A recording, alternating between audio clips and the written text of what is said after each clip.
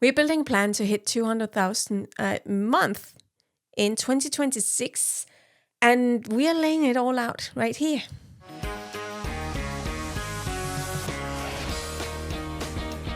So, in this episode, we are sharing our completely honest plan on how we're going to scale to 200,000 a month in 2026. Why is that a goal we have right now, first of all? The simple answer is because for us, it's just the natural next level Yeah. that is challenging enough to inspire us to create something really, really great. And we have done 200,000 a month before. Yeah. So it's not a new goal. But it's sporadically. Anyone can hit a big number once. Yeah. That's fun. But being able to stay at that level, that is more fun. Yeah. And what it boils down to is that if we do that, and if we are at that point, it means that we have all the systems in place, we have all the personnel in place, we have the team, we have the setup, we have this SOPs, we have the structures, we have everything that makes that work without completely consuming who we are. Yeah. And I think since we've been here before, I think what's also interesting is that there are things we're not willing to do to get there again. Even though we've done it before, we're not going to do it the same way. Because it was work heavy for us last time. Last time we needed a huge team and it was just too much work. We want to be a little bit more lean in our business, need a smaller team. We're going to have way more automations, use AI way better. But I also believe before we were working a lot on having quarterly big months. Right now, we're working more with a model that is continuously. We're not having these huge months and then nothing afterwards. It's more predictable. It's easier to read and it's easier to take to the bank. Yeah. Because it shows the same thing happening again and again and the growth being steady instead of spikes. Yeah. 200,000 a month. It's actually very scary. I think it's the first time we're really speaking out loud. We could just hide. We know the fact in 12 months, we might have hit our goal. We might have exceeded our goal, or we might be like way up from our goal. We know that in 12 months. But I think it's about daring for us right now to say it out loud. So keep ourselves accountable to... Yeah, and breathe some life into it. Yeah. Because if it's just a secret between you and I, then we're safe. So what we're going to do here is just an open playbook about some of the big thoughts we've been needing to go through in order to change what we want to change this year and hit our goal. And I think the problem for a lot of people is that they're not daring to be loud and clear about setting goals or not being clear either, or setting goals that is not backed up by, I would not say data, but the planning. The way we hit the goals is not about hoping and just praying that I'll get more clients. It's about building up the structure. So when we know that we want to have 200,000 monthly revenue by the end of this year, we also know exactly how many clients we need to have in the different programs. We also know exactly how we're going to get the clients. We know exactly what we're going to deliver, and we know exactly the marketing to get there. So we planned everything into the year, month by month. We know what we're going to have, what's the sales event each month, what's the marketing, what's the delivery each month of the complete year. Everything's put into a system, into a structure for us to follow. And I believe that the biggest mistake a lot of people are doing is that they are just setting up a goal and then we hope. But the thing is, at the beginning of the year, most of us are very inspired, motivated. It's a new year, it's fresh, we come in with a lot of energy, we're ready to move. And then things are not going as planned, or we get derailed somewhere and we made that from a great place. Just to clarify, there are a lot of people who are great in creating plans. They're good at reverse engineering the end outcome into what does this need to look like on shorter term in order for me to reach this point in 12 months, where do I need to be in 30 days? And what do I need to do this week in order for that to happen? I would say that that is a very good way to plan it. But the question isn't, can I reverse engineer it and have an idea? The question is, can I pivot and can I solve everything that comes up along the way to make sure that I back up the plan and get ahead when I was behind and navigating the different circumstances that we're unaware of because we can't foresee the future. And that comes down to just like, am I ready to play? Now is 2026. I'm going all in. And am I going to play this game to the utmost of my capacity? Am I going to play the game for real? Because here's the truth.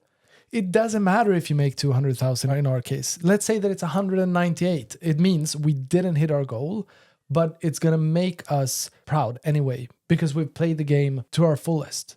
That is what it's all about. It's about creating fulfillment and making a dent into something, an impact to something that is important. Yeah. Have a plan, crucial. Follow the plan, but more importantly, make sure that you follow reality so that you can navigate the plan as you move forward. We are playing to reach the goal. We're playing to win the game. Otherwise, it doesn't make any sense. Absolutely. I think we're going to put in some sheets for you if you want to download. We got some free sheets down below if you want to do this planning process of your own. Go down below and we'll add them so you can just download them here. Reverse engineer first. You need to know what's your customer lifetime value. If you only have one program, you know what's the price of your program, how many clients do you need, what's your conversion rates, how many sales calls do you need, what do you need of marketing activities, what do you need to be able to deliver, what's your capacity to deliver, what do you need to change to be able to change the capacity of delivery and all of that. So there's a lot of planning to do. We're going to add those sheets down below for you to go and use them yourself. But there's something that has been interesting to look into. Can you share a little bit about how we are focusing a little bit different in our delivery this year? For me, it starts with our delivery. Yeah. For someone that is creating something that they've never created before, it might look a little bit different. But for us, we realize that we want to help our clients way more. Yeah. And when I say way more, it's way more structured. Help them more with the exact step-by-steps on how to behave and what to do when and how to execute all the different pieces that builds their businesses. Yeah. And that comes down to structure. Some of it can be done with AI, processing tools that are created and boosted by AI so that we as human beings doesn't need to do the heavy lifting. Yeah. But also having the right people in the right place. We want to make it easier for our clients to know what to do when. We want to make sure to raise their confidence and help them to be able to, first of all, figure out proof of concept faster without us having to run between meetings. For us, it's about structure, system, accountability, and execution. And that's what we are focusing on right now. For us, it starts with delivery, especially for our business academy, where we help established coaches make real money. And that means that we are adding more structures to them because most people get stuck at 20 to 30K a month. That is the first place where it's a kind of a big plateau to get to the next because you need to go out of just doing organic. You need to get out of just doing manual stuff. So there's the first bigger step. You need to start getting more lead gen. So there's some different things that we want to take away the frictions by adding better structures for the clients to follow, adding more done for you, and adding more AI, adding more systems to support. I'm really excited for that because, as you say, we want to always be able to handle more clients, but we want to do it without needing a huge team. And because clients are not buying time. When we speak about our top 1%ers, these are people who are busy. They don't want to spend time. So even though they have access to 4 meetings every week, so they can get live coaching 4 times every week, that's a lot of action. But no one has time to spend that. It's just about, I can do it. So if I have a question today, I can just jump in and get help and get coaching. But we don't want them to join us 4 times a week. We want them to spend their time wisely, but we want them to get access to the support. Do the right thing and understand the rhythm of how do I opt in when I need to and how do I run my stuff. Yeah. It's as efficient as it's possible. So it's most important thing is that they have the very clear, what's your next step? So we're not having downtime. We're not wasting time. What's your next step? This is the structure. This is how we do it. And without needing any extra time anywhere. Yeah. What else is shifting for us to be able to go there? I think a big part is the mindset. What do we need to believe in order to grow to that place? This is very personal. I'm really curious. What's your next internal game or identity shift to get to the next phase in our business? One of the things that has always been challenging for me is to not give in to my need for variety and creating new things. And what I can see throughout my entire career is that I've created complexity. If I've been in one place long enough, I've been bored. Yeah. And because of boredom, I've created new things, which is adding to the complexity of execution. And I've said this in many episodes, but it's about cleaning out. And right now it's about simplicity and keeping to that simplicity. And my game is to make sure that I get my need for variety I get that satisfied somewhere else. Yeah. Not in my business. And my job as an owner, I'm not the CEO of the business. I'm not the one running the business. I am the creator. This is how we said we would do it. So I can be creative within this highway. Yeah. That's my job. Yeah. And to be able to see that and be able to do that and do that well. For me, it's a lot about giving away responsibility, focus on my own mental and physical health. Hired a new mindset coach or mental coach to support me, because I have seen that there's some blocks. I've been noticing some different places that I really need to get rid of. And this has been a problem I've had since the beginning. Then it disappeared for a while. Then it looked different, but it's still there somehow. And that's the imposter. I'm natural, very introvert. I wouldn't be on social media if I did not have the business.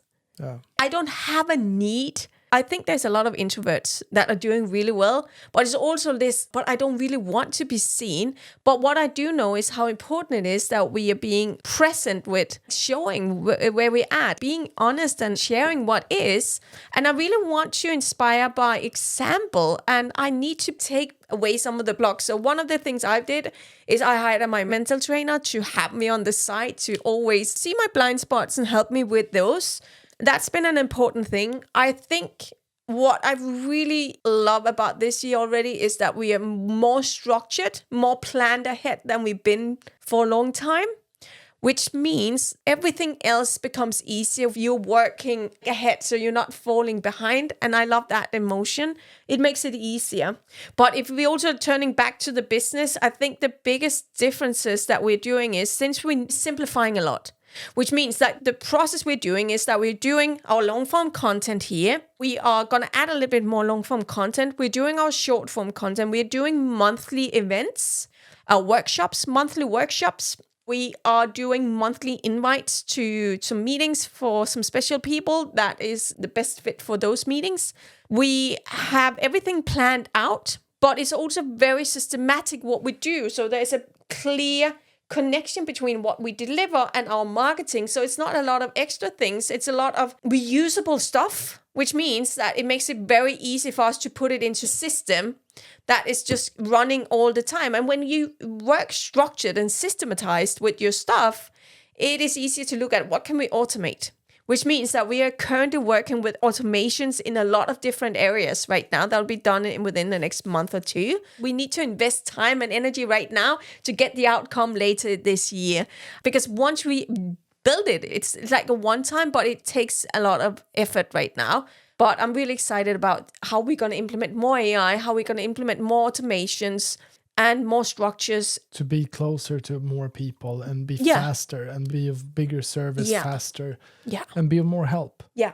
For anyone listening who has a big, bold goal, I would love you to write down, comment below. What's your big, bold goal this year? What's the revenue you're going to take yourself to? Declare it first and then make sure you reverse engineer the plan. Take help of our planning sheets and our questions we have down below. When you're building the business, there's one thing very important to remember. Build a business that will give you the outcome you want as easily as possible.